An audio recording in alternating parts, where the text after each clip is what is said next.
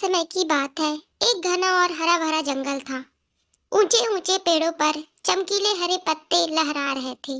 शाखाओं के बीच में सुनहरी धूप छान कर नीचे आ रही थी और रंग बिरंगे पक्षी खुशी से इधर उधर उड़ रहे थे। इन्हीं में एक छोटी सी भूरे सफेद रंग की चिड़िया भी थी, जो पेड़ की डाल पर बैठकर जंगल की सुंदरता देख रही थी।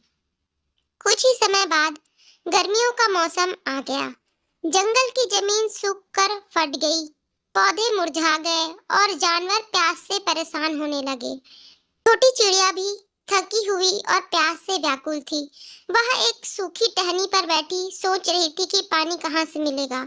तभी उसकी नजर एक पुराने पेड़ की छांव में रखे मिट्टी के मटके पर पड़ी। वह तुरंत उड़कर वहां पहुंची और झांक कर देखा, मटके के तले में थोड़ा सा पानी था, लेकिन वह इतना नीचे था कि उसकी छोटी चोंच वहां तक नहीं पहुंच पा रही थी। चिड़िया ने हार मानने के बजाय सोच विचार किया और एक चतुर उपाय निकाला। उसने पास पड़ी छोटी छोटी कंकड़ियां उठाकर मटके में डालना शुरू कर दिया। हर कंकड़ के गिरने पर पानी थोड़ा थोड़ा ऊपर आने लगा। पानी में हल्की लहरें बनने लगी और धूप की किरणें उस पर चमकने लगी। कुछ ही देर में पानी ऊपर तक आ गया। चिड़िया ने खुशी से ठंडा पानी पिया।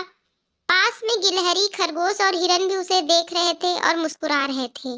सभी जानवर चिड़िया के पास आकर बोले, वाह भाई, तुम्हारी समझदारी से हमें सीख मिला कि धैर्य और बुद्धि से हर मुश्किल का हल निकाला जा सकता है। गर्म सुनहरी धूप के बीच हरे भरे जंगल में चिड़िया गर्व से मुस्कुरा रही थी।